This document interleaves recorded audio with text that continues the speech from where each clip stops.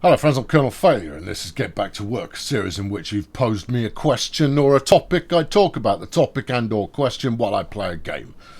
There's very few of these left. In fact, this is the penultimate episode in the series, which may return in the future. It may not. I don't know. I haven't decided. But hey, an air of mystery is a joy to behold. Anyway, today's question, it comes from Garrett and it's a doozy.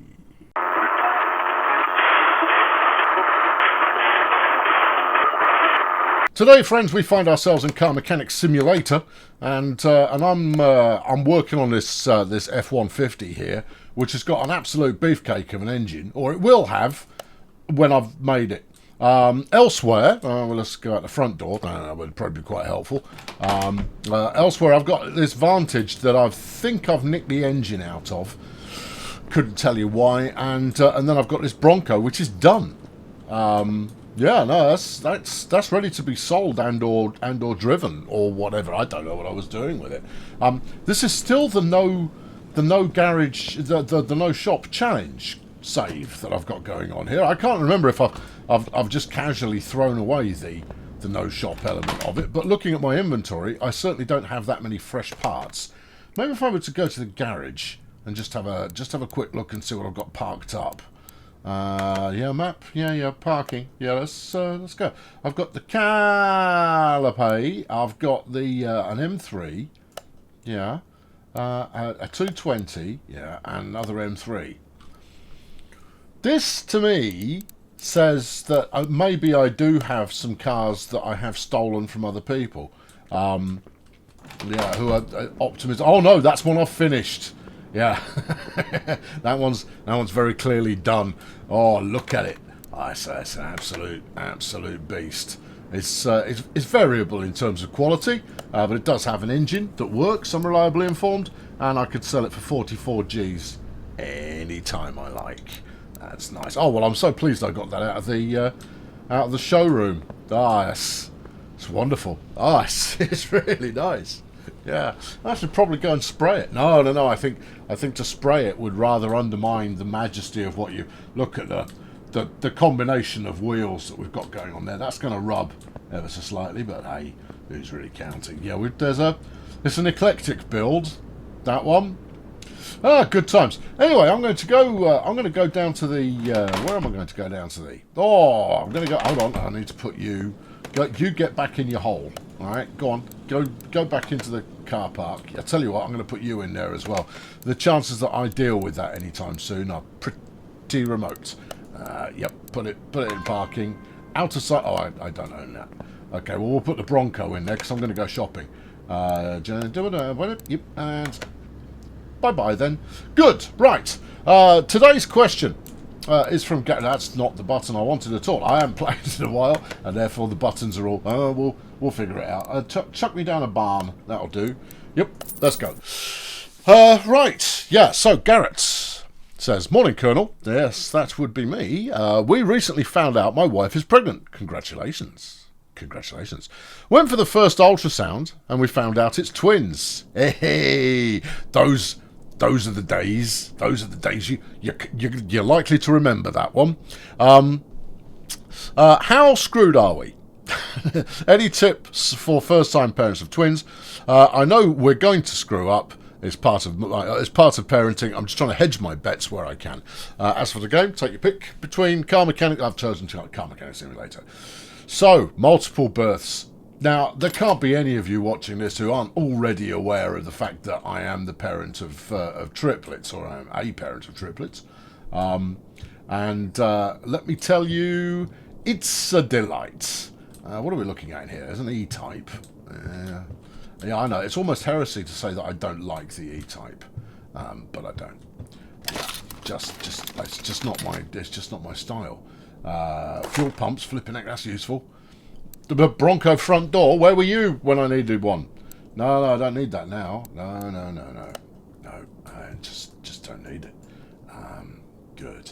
Yeah, triplets. The triplets in question are now they're almost 25. So in terms of me having to really concern myself over any of that anymore, they're now moderately self-serving. Although as a parent, You never stop. There is no, and I'm done. No, you're never done. You are forever going to be responsible for the Herberts that you've decided was a really top idea to bring into the world, and you worry about them constantly, and there's no getting away from it. But it's terrific having an entire team all at once. Just fabulous. So let's put in some practical stuff. First and foremost, what you're going to find is that other parents will talk to you, and this is my piece of advice. This is my sick mind used to love this. Is you'd come across a parent, and they'd have the one for the first time. They go, oh, it's ever so hard. They're keeping us up late at night. And you go, oh yeah, I'm sure they are. Oh, that's difficult. I'm really having trouble sleeping, and we don't, and not really taking to any of the things that they're supposed to be taking to. And you go, yeah. There you go. At which point they unleash the question, which is, so do you have kids? I go, yeah, I've got triplets. At which point you kind of gone, because the subtext there is, and therefore anything that you're feeling is nothing. Nothing. You have no idea. You're not even born. No, I am the alpha parent here. You can shut up with your whining. And you know what? It works. They do. It doesn't half shut them up with the whining after you just kind of go, yeah. I see you're single and I raise you 3, and they kind of go, oh, okay then. You go, yeah, you're welcome. Now trot on. The other thing that I used to particularly enjoy having triplets is we had a triple buggy when they were, I don't know, between sort of 1 and 3. They would sit in a pushchair, right? But it was 3 abreast. And it was very obvious that they were matching 3.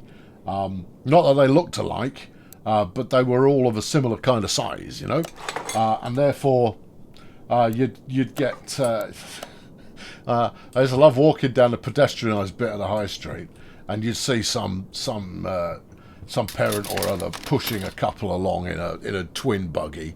At which point I'd accelerate and I'd come round the outside and I'd just carve them up as if to go like, you got nothing.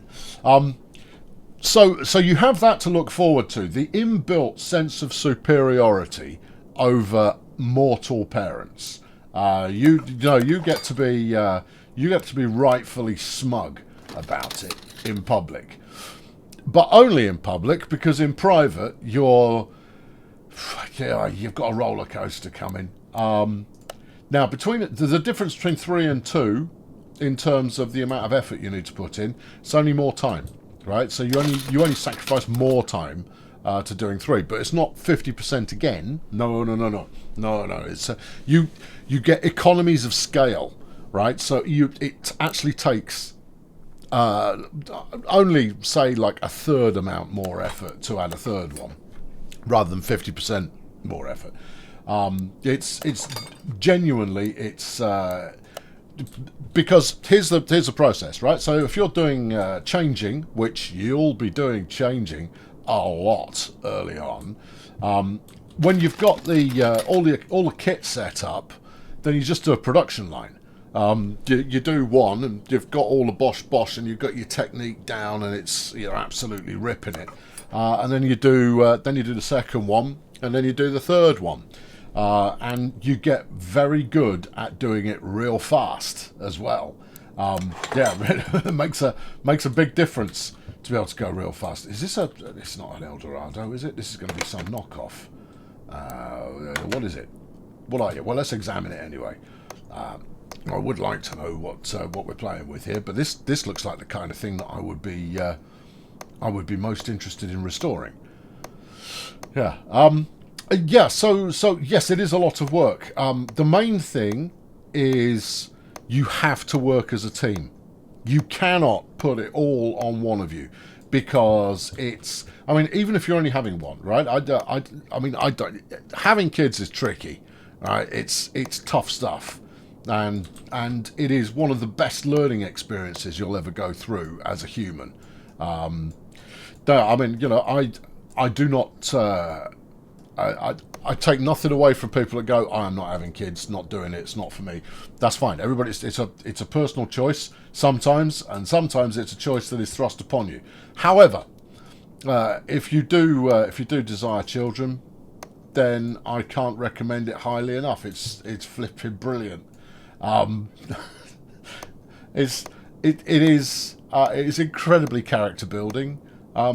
The main one is it's just so challenging. It's just so difficult early on when all you need them to do is tell you what's wrong so you can fix it.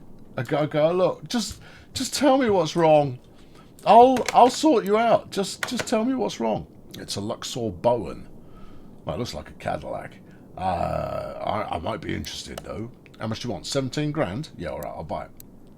There's enough bits in there, and I haven't restored one of them before, so put that one in my secret hidey hole, and I'll get to it. Yeah, so you have to work together. It's a team effort. If you're fortunate enough to have your partner, around to work on it in a collective kind of fashion, do so. Don't put it all on them. Don't put it all on you. And the bigger issue is you do have to find time for each other. You've got to find time to do stuff together, because kids are a massive distraction. You can be so busy focusing on the kids that you're not focusing on each other, and by the time you come out the other side of them being dependent, you've lost track of what it is you liked about each other.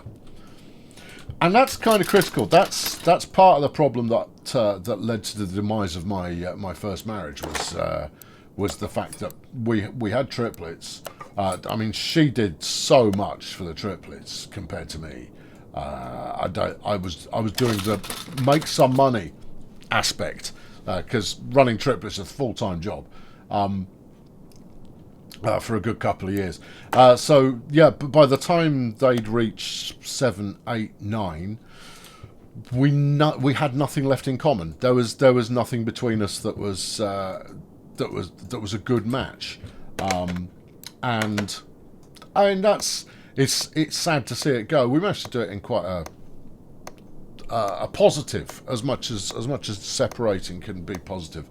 We managed to do it in a positive kind of fashion, but at the same time, you just kind of go, "Oh, that's a shame." There was some magic there for a little while. I was too young as well, which didn't help. But just details. Just it's all stuff. It's all water under the bridge. But as to treat it as a tapestraic exercise, remember why you were into each other in the first place. Money's going to be difficult unless you're fortunate enough to be well and truly minted, and you need to build a very transparent relationship between the pair of you and money. Very transparent, absolutely no secrets, down to ask permission to buy something stupid that previously you wouldn't have asked permission to do. The good times will roll around again, where you are both independently supported enough that reasonable expenses do not need to be cleared. And obviously, this varies for everyone. Not everybody earns the same amount, but even then, a reasonable expense within the budget that you're both familiar with is a reasonable expense, and that's just a flexi number, right? You've got to be transparent about this stuff. You can't go hiding it. One of the bones of contention between my first wife and I it's a Roadrunner. I know it's a Roadrunner. It's 30 grand. That is quite a lot of my budget. Yeah, I've done a Roadrunner before. I don't need to do a Roadrunner. One of the bones of contention was that she had been buying a ton of clothes for the kids, at Mothercare, right, which is a well-known kind of mother and baby store, and she'd done it all on a store card because we were skint as well, absolutely skint. I mean, I was in my early 20s, and anyone in their early 20s, well, the majority of people in their early 20s are not well off. You know, my folks helped out and got us a kind of fairly beaten up car that would actually fit all of us, which was incredibly helpful. But fundamentally, we were on ourselves. I mean, support was offered in terms of manpower from time to time, but for the most part, on your own. And you've got to figure out a way of getting through it without, I'll take that, exhaust bits. You never know when you're going to find them. And yeah, so she'd run up 800 quid on a store card, just buying kids' clothes. And you kind of go like, oh, you'd have to be really petty to get your knickers in a twist about that. And yet, she hadn't been making any repayments on it, because with what? If she had the money to make the repayments, wouldn't have needed the card in the first place. Oh, interesting. Yeah, that's how they get you. So I mean, that caused unnecessary and excessive friction, which was not fun. You've got to be transparent. You have no secrets. You will be tempted to treat yourself, and your other half will want you to be able to treat yourself, but you have to be able to do it in balance. You both have to look after each other. I might need a 150 hood. I'll take it.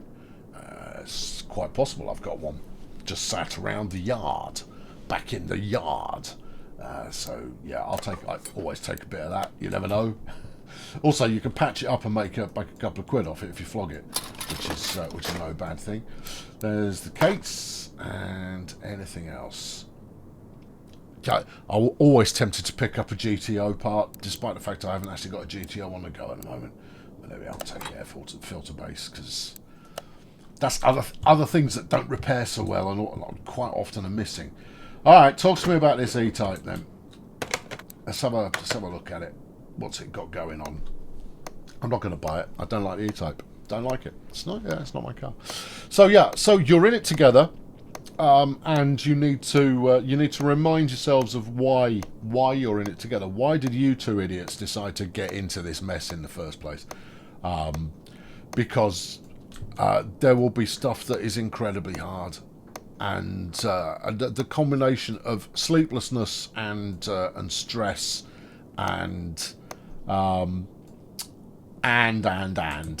the list continues, takes its toll, and therefore you do need to take time to appreciate each other. The first couple of months isn't too bad, right? Because they're so small, and they're on a routine, and that routine will depend largely. So chances are that it's quite likely that you're booked for the young Herberts to come out of the sunroof rather than through the traditional front entrance of the store. In which case, all will be well. If you don't make it that far, we were booked for a sunroof delivery. Caesarean. It's a fun euphemism, all right. It's not that I shy away from the real language, but the fun euphemism is more fun. But yeah, no, we didn't go that far. Didn't get that far along, and so we had to have emergency proper delivery, which was jolly exciting. If you do end up with proper delivery going on, they'll sit you on a stall at the head end.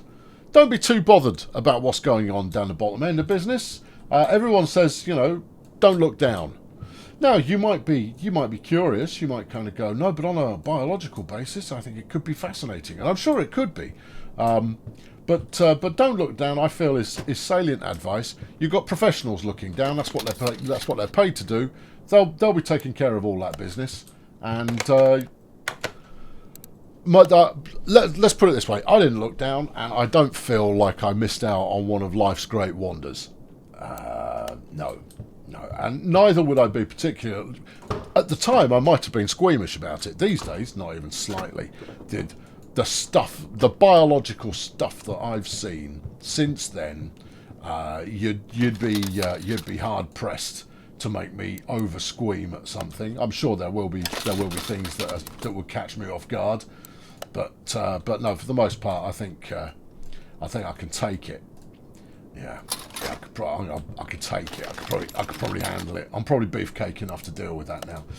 But yeah, they'll sit you at the head end, and they'll tell you, do all the supportive things you think might help. They'll have your missus so hopped up on drugs at that point. If she says, "Oh no, I want to do it all naturally," yeah, all right. And if she changes her mind at the last minute, let her. It's her choice. She's the one going through it. If she wants to be hopped up on everything they've got in the hospital, let her. Because why go through the unnecessary suffering? Why indeed? But yeah, so right, good. Yeah, okay, right. Now, where should we go from here? Oh, you'll be sat up the head end, and they in the UK it is 6 members of the delivery team per child. Because you'll have an anaesthetist, and you'll have a consulting surgeon, and you'll have a couple of midwives, and you'll have a nurse, and you'll have some other hanger-on who's full of medical stuff. But they do that on a per child basis. So you'll have 12 people in that room with you and your wife. And I had 18. I mean, that's not a brag. That's just, it gets quite crowded. So keep out of the way. Yeah, keep out of the way. Let them do the job. Let them just get on with it. That's what they're there for. Let them do the job. I will buy all those parts because whatever. But if you do end up being a little bit on the premature side, you'll spend some time in SCBU, the Special Care Baby Unit, which is, it's wonderful. The Special Care Baby Unit is amazing. The staffing that they have going on there are just miraculous. And it's pink as well, nice. And they will take proper care of your kids. Better still, they are absolutely military in terms of the timings of feedings and changing and all of that kind of stuff. So your kids will come out of the Special Care Baby Unit on a very strict 4-hour routine. Every 4 hours it's a feed and a change. Every 4 hours a feed and a change. Feed and a change every 4 hours. Do some sums. 24 hours in a day. So you're going through that 6 times over the course of the day. Yeah, including night times. Now, we got lucky in that I could work from home. I was a webmaster at the time, and I could work from home. And so I did the night shift because it didn't matter what time of day I did my work. I could do the night shift. So I looked after the kids from kind of midnight through till about 8 a.m. and I'd go to bed at I'd go to bed at 8-9 o'clock in the morning. We'd do kind of tag team, and then I'd do the night changes so that my wife could get some sleep, which is fabulous. So lucky it worked out that way. But it's brutal. It is brutal. It's very, very hard on you. And you have to be on it, right? You might be struggling. Your wife is likely to be struggling more, and won't be showing it because she'll be determined to show that she's supermom and she can do all of this stuff and she can and she's just been through a not untraumatic experience of childbirth, and therefore you have to step it up, right? If she wants something, you say yes, right? Oh, could you go and get? Yes, I'm on my way out the door right now. Forget hobbies; they're history for a little bit. Forget you for a bit and service the team. It's not for very long. It'll feel like a long time while you're going through it, but you're looking at anywhere between kind of 6 and 18 months while you need to be on top form. The first couple of months aren't too bad because the Herberts aren't too demanding. Once they start hitting solids, then you start to get into the big boy leagues. I mean, it's all fine. You have no choice. It's happening. You just have to go with it. But something that I got wrong that you don't have to is you need to put in, or you need to be visibly putting in more effort than she is, because, and don't gripe about it either. You've got to hold it together, because she needs to rely on you, and she's just been through the not untraumatic experience of childbirth, whereas you've been through the relatively untraumatic experience of letting your missus go through childbirth. And therefore, these are all tips and tricks to just try and hold it together. Hold it together. Interior disassemble, please. Take out the seats.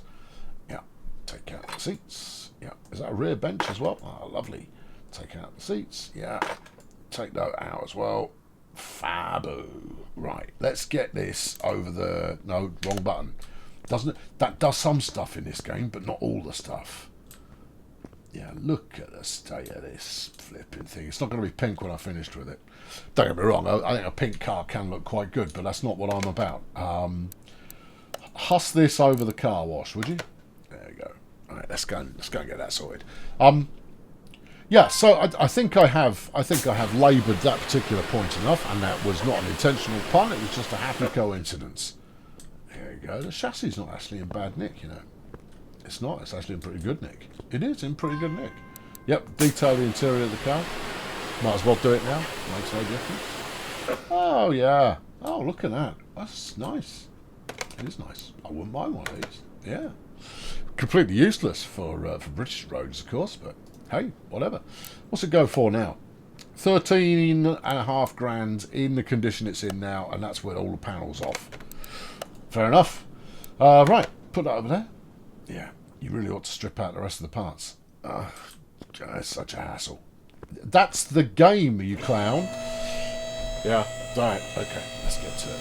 Yeah. Oh, you haven't taken the engine out. You kind of go, no, it won't. It's not going to let me take the engine out until I've taken the gearbox off it. So, you know, I've got to do that first. Right, so what else do you get to look forward to? First cold. All right, first cold with any baby is no fun. The problem with having two babies getting first colds is they don't get them at the same time. And that's not their fault. Even if they're both exposed at the same time, slightly different gestation rates on the cold is means that one will get it, and then they'll give it, and we'll give it to the other one. What we found is one got it, gave it to another one, who gave it to the other one, who gave it back to the first one. And you kind of go, no, stop now. No, please stop. Because the first cold is brutal, because it keeps them awake. Because they're ill-equipped to deal with the amount of snot coming out of them. And therefore, good luck with that. Yeah, they're having no fun, which means that you have no fun, and that's the story for a little while. Yeah, if they ain't having fun, neither are you. So shut your noise, and yeah, just hang in there, get used to it. Yeah, first cold, brace yourself for it, because that's 1 to 2 weeks of zero sleep.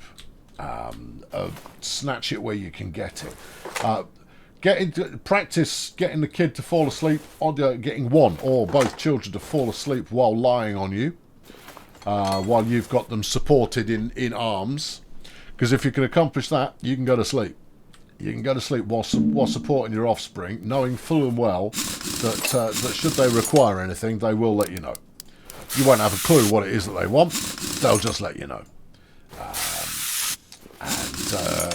And some children can find it quite soothing to be able to hear your heartbeat going, because it's a steady rhythm, and they kind of get into that.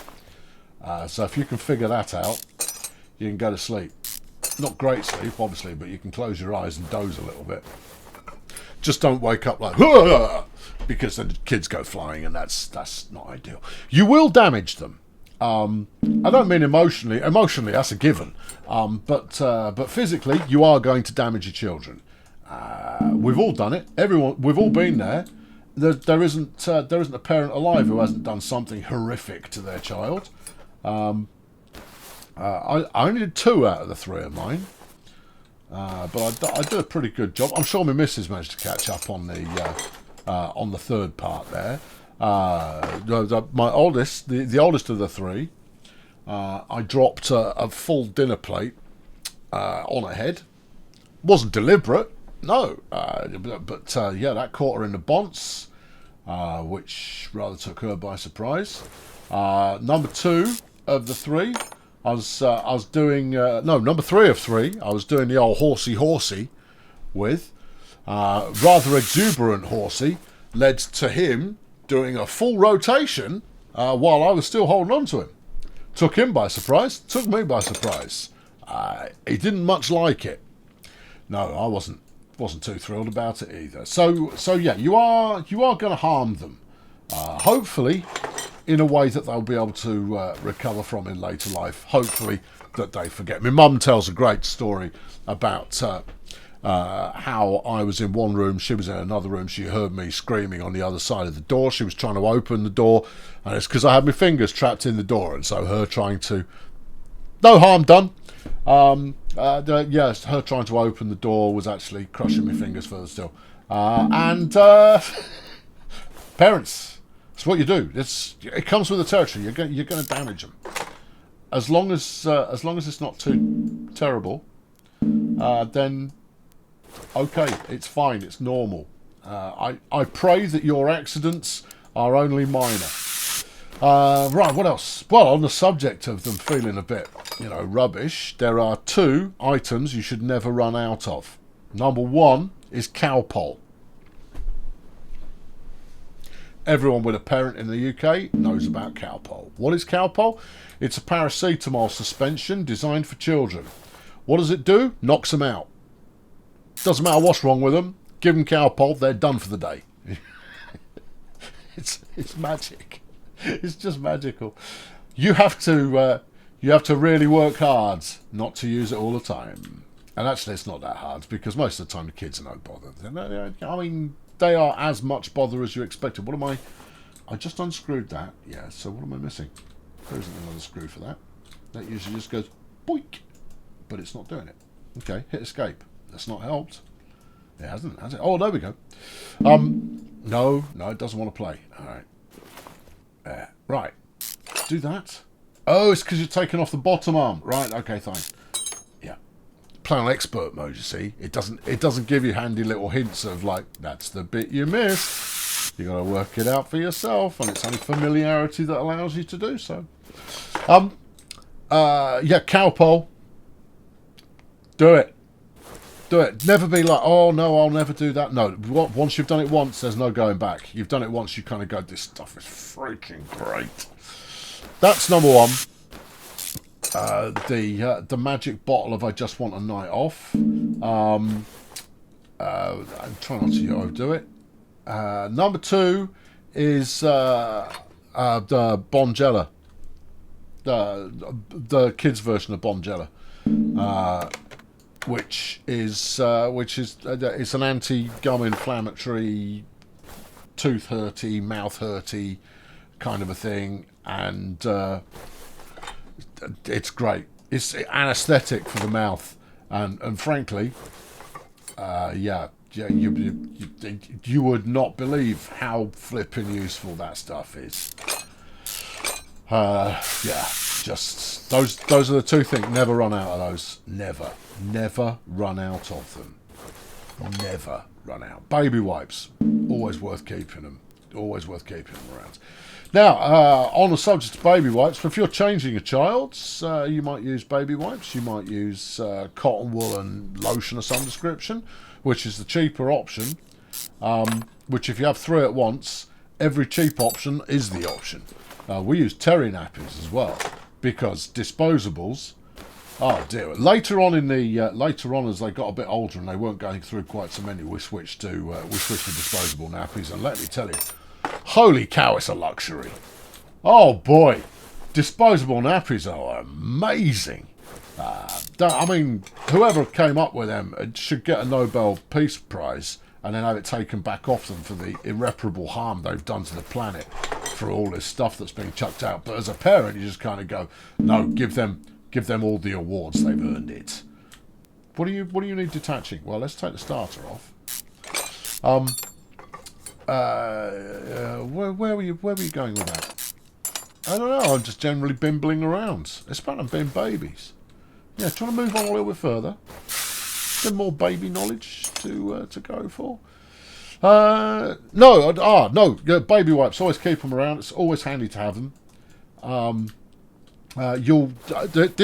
This is why blokes wear cargo pants. You know, it's one part so that we can feel like, you know, we're military commandos or some such, and one part because if you're working 2 forms of medication plus a pack of baby wipes plus this, that and the other, and your car keys and your wallet, and you've got your sunglasses in there just in case it's a sunny day, you've got the emergency snacks that they like going on in there as well. Who needs a bag? What you want is more pockets. And that's why we wear cargo everything. More pockets, and it's a tough nut to crack, that one as well. Once you've got used to having more pockets, going to having fewer pockets again, you feel naked. You're going to go, oh no, unless I can carry a full 24-piece tool set in my pockets, I'm lost. Things are going to go awry unless I can maintain that.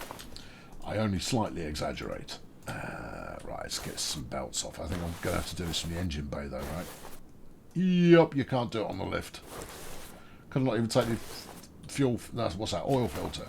No, you think we were right the first time. That's a fuel. No, it's whatever. Right, okay. Is that all the running gear off? Because if so, I did that quite fast. I did that with much. I had to pay much less attention than I was anticipating.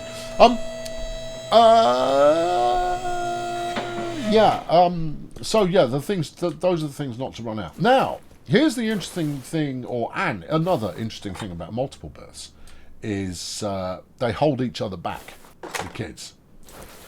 They developmentally they are a little slower because they work off what they can get away with, right? And therefore they may be a little slower to develop in terms of walking and moving and speaking and all of that kind of stuff than other kids. Don't worry about that. That's pure peer pressure. The good news is they're never going to get lonely. They've got friends, and their siblings will be friends. Of course, they'll fall out. I've done a pro tip on that front. Never buy toys that can be readily weaponized. Every toy can be weaponized, every single one of them. They can all be weaponized. But never buy ones that are easily weaponized. Secondly, don't get anything that makes a noise. Because much has been spoken on that topic by comedians and so on, but it's totally true. You get the one that makes a noise, expect to hear the noise over and over and over and over and over and over and over and over until you take the batteries out. Yeah. Which you'll want to do on hour 2. So you know, that's my warning. Also, the cute thing is I bought a bouncing Tigger for my daughter for one Christmas, and you push down on it, it goes, I'm gonna bounce, bouncer, bouncer, bouncer, bouncer. Scared the crap out of her. I mean, gave her the absolute terrors. Just completely, just flipping no. So yeah, I advise against that on multiple, but I thought it was cute. I was wrong. Yeah. So there you go. So that's some of the rough. As they get older, it gets easier. Once they hit 6, 7, 8, you're getting close. 9, 10, 11, almost there. From 12 till 15, when they don't want to know you anymore, then you've basically got your best buddy in the entire world who always wants to do stuff with you, and whatever you're into, they're into, and it's just great fun. It persists, but they want to do more stuff with their buddies than they do with you as they get a little bit older still. 6, 7 and 8, they will make you laugh, and they will have done it deliberately as well. They will have deliberately made you laugh. They will say stuff that is funny, and you will find it funny. Kids can be incredibly funny. And that's all great. You just got to get them to that stage, obviously, and that's easier said than done, possibly. But yeah, no, it all becomes worthwhile. Your other half is going to be, overcome when they go to school for the first time and they're in a little uniform. Oh, dearie me. You're going to go, yeah, I know, they do look rather sweet. It is true. It's fine for you to be overcome as well, but I don't know, maybe it's just me, but I didn't have, no, what are you doing? I'm trying to take the plug out of the oil pan. You don't do it that way. You talk to the oil pan emptier and go, that. Thank you. Remove my fluids and then go away. All right, let's put it back where it belongs. Right, now we can take the engine block out. Yeah? Yeah. That's all ready to come out. Okay. Yeah, so there you go. They're very expensive. That's a given. Treat them as individuals as much as you can. Treat them as individuals. It's important that they get their own identity. If you have, right, one final bit of tidbits worth of information for you.